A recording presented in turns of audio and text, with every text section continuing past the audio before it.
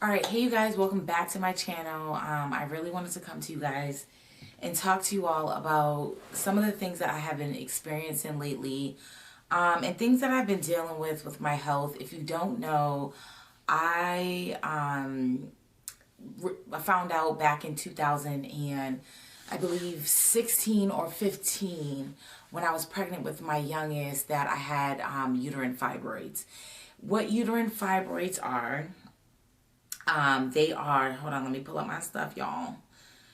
What are uterine fibroids? So uterine fibroids are non-benign tumors usually, but they're tumors that are on the uterus of a woman, and that the size of the uterine fibroid can range.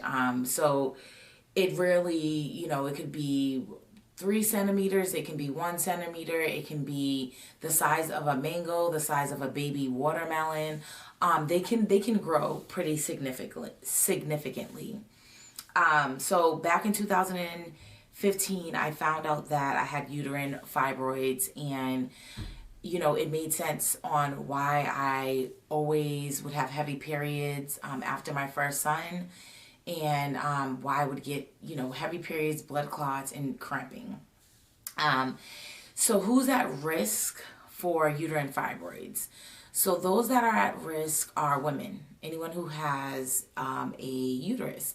But mainly black women are at higher risk than any other, you know, culture or any other ethnicity. It would be black women who are at higher risk. How do women know they have them? So again, I found out through getting a ultrasound when I was pregnant. That's how I found out. Most women find out through either an exam, or they go to their doctors and they talk about, some of the symptoms that they may be experiencing.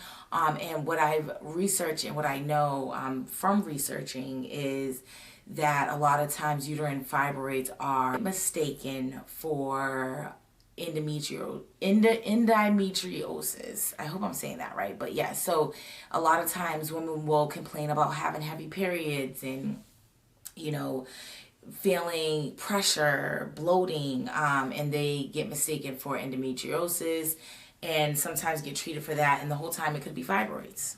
So yeah, again, make sure that you're getting your exams. If you're feeling any kind of pressure, pelvic pain down in your pelvic, and pressure, heaviness, cramping, yes, definitely get that checked out.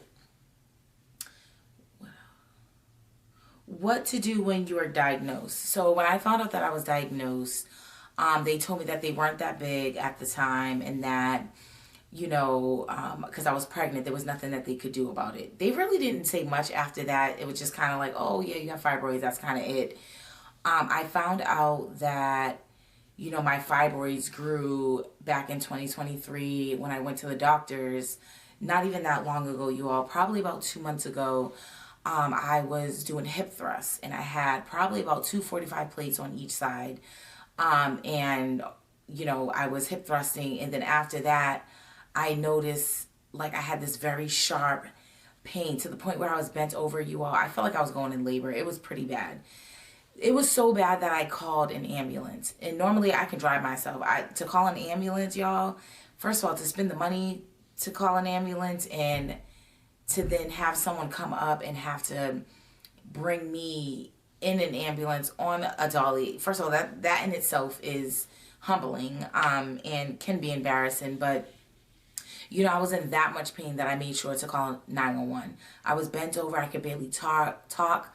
I could barely sit. I was just moving constantly because I was in that much pain. For those that have had babies, you understand that the pain of going through labor and all of that, and having contractions. So when that happened, when I went to the hospital, they did an ultrasound and they did a CT. On the ultrasound, they've seen all my fibroids. They told me that actually my uterus was covered in them. So back in 2016, I had about 13, I believe, 9 to 13 of them. And now for me to hear that my uterus is covered in them is a whole nother level. I currently have an appointment coming up soon where they're going to do another ultrasound, and we're going to figure out next steps. Some of the things that I know that they're going to talk about and what has been said is, you know, surgery, myosectomy, a hysterectomy, like seeing what my options are. You all, I do not want to get a hysterectomy. I don't want to get a myosectomy. I don't want to get any surgery at all. I am trying my hardest to figure out how I can do this naturally and holistically. That is the main thing. And from my research, what I've learned is that when you have uterine fibroids, and stress can contribute to them growing, certain foods can contribute to them growing. So what these benign tumors do is they grow off of estrogen. So if you have high estrogen levels in your system, that is going to contribute to them growing. You know, food plays a huge part in that, right? Like dairy products and meats and certain things that have these antibiotics, and you know, that can cause estrogen levels within a woman's body to elevate. Those are the things that you want to alleviate from your diet. So for me, my diet is going to consist of, first of all, me taking all my multivitamins, right? One is vitamin D. They say that that is a huge part of, you know, when someone's vitamin D deficient, they can grow these non-benign tumors. They can continue to keep growing and growing and growing. So just making sure that, you know, you're taking your vitamin Ds. I'm making sure that I'm taking my vitamin D within like a capsule form, and also trying to get it in my food as well. Non-dairy, I am not eating any dairy products. I'm not eating any meats. It's very rare that I'm going to consume any kind of meats. Mainly my diet is going to consist of doing a lot of juicing and natural living foods.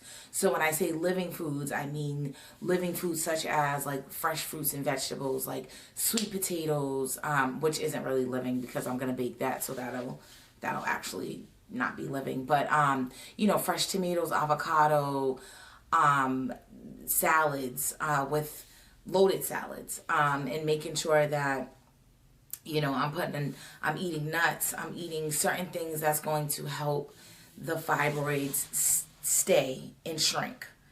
I really want to get them to shrink. Making sure that I'm including like what are those, pomegranates and beets and soursop and like certain things like that, to keep those at bay, to make sure that, you know, they're not getting any kind of blood supply, because that's how they grow. They get the blood supply. So that's where I'm really at with that. So again, I spoke about what are some options for like when you are diagnosed with fibroids, uterine fibroids, and some of those are you know, I said some of them, myosectomy, hysterectomy. They also have some things that they can inject through needles in you to shrink them. Like there's so many different options.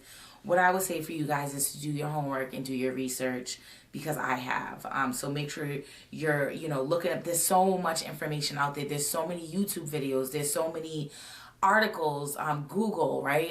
You know, yes, I watch my YouTube videos, but I also like to read up and do my research that way as well. But I'll share them again, and the symptoms could be, again, like pressure, a heavy feeling, bloating, cramping, stabbing pain sometimes.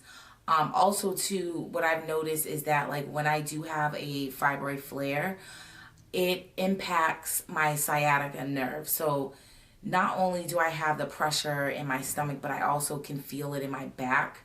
I can feel it going down the back of my left leg, basically starting at my back and going down my butt and down to my leg. It's like a radiating pain. So that's how, those are the symptoms that I normally have. Aching and all of that, aching, cramping, all of those things. And again, like I said, flare-ups can occur. So I had a flare-up, matter of fact, this week, because I had laid off of lifting weights super heavy. And then y'all, I got caught up in watching other people lift weights, and I love lifting weights and I miss it. So I decided to start doing deadlifts again. And I believe the deadlifts with the heavy weights cause my flare up. Along with, I've been drinking alcohol lately. I've been that I shouldn't, such as chips. I had Chinese food a week ago. I mean, fried chicken and all this fried stuff and stuff that I know that my body does not like in general. So those are the kind of things that for me I need to stay away from, because it's going to feed these non-benign tumors. Flare-ups do occur, and I get flare-ups every so often. And again, exercise can cause a flare-up. A bowel movement can cause a flare-up. Yeah. So, like, I know for me, I feel like my bowels are also impacted. Like, I constantly feel cramping. I feel like I have to use the bathroom all the time. So, my focus is to kind of get that stuff at bay. How to manage and control flare-ups. So the way that I manage and control them is basically doing those things, like I said, dieting and exercise, like being very cautious on what kind of movements I'm doing. Crunches you don't want to do, deadlifts, you just don't want to lift any heavy weights. I would suggest that you use your body weight, or you use very light weights to do certain exercises, because what we're trying not to do is have activate these non-benign tumors with blood supply. That's what we're trying to do, is to make sure that we are not creating blood supply in that section, which is pretty hard to do when you're trying to work out. So again, not doing crunches, certain exercises you just want to stay away from. And heavy lifting is a no-go. What they say is to basically do more cardiovascular exercises. You can walk, you can swim, doing the bike, no hit exercises, things that are going to be super strenuous. And listen to your body, because your body is going to tell you. And how do you shrink uterine fibroids? So I've only seen on YouTube 3 people who were able to talk about how they shrunk their uterine fibroids, and the way that they did it was through a plant-based lifestyle. They all talked about being plant-based. They all talked about, when I say plant-based, you all, less carbs, more fruits and vegetables. And you can do like spaghetti squash, you could do sweet potatoes, like those kind of beans, right? Like lentils, like those kinds of things you want to do to really give your body the nutrients that it needs to fight against the fibroids, and to make sure that you're not feeding the fibroids, because again, you want to keep your estrogen levels down, and what's going to feed fibroids is dairy, what else? Fried foods, processed foods. You want to stay away from all that. Meats, you want to stay away from all of those things. So there are some, okay, you guys, so my workouts are going to look so different now. From now moving on, you guys are going to see a totally different version of myself. Yes, I am still going to be lifting weights, but definitely not as heavy as I was. And I'm going to do higher reps, less weights. And my whole goal this year is to really focus on my mind, body, and soul. Because again, fibroids can grow if you're stressed out, if you're anxious, if your nervous system is very high. So my goal is to really not care about what people think, because that's where a lot of my anxiety comes in at, or oh my God, I'm going to die, or I'm going to this, or this is going to happen, or that. All these what ifs, instead of living in the moment. I am going to be very intentional on how I'm doing things moving forward. What is going to feed me, right? What is going to feed my soul? That's where I'm at in life right now. Forgetting about stress, things that don't matter. I am no longer going to be giving it energy. My focus is to continue to focus on my gut health, making sure that I have the right microbiome within my gut. I have the right good bacteria that can fight against certain things. We know that through research, our gut is our second brain, and a lot of diseases come from the gut. So I want to make sure that whatever is going on in my body, I can get rid of. Also, too, you guys, I want to share, I've been TMI, but I ate a Dunkin' Donuts, a turkey sausage, egg, and cheese on a croissant.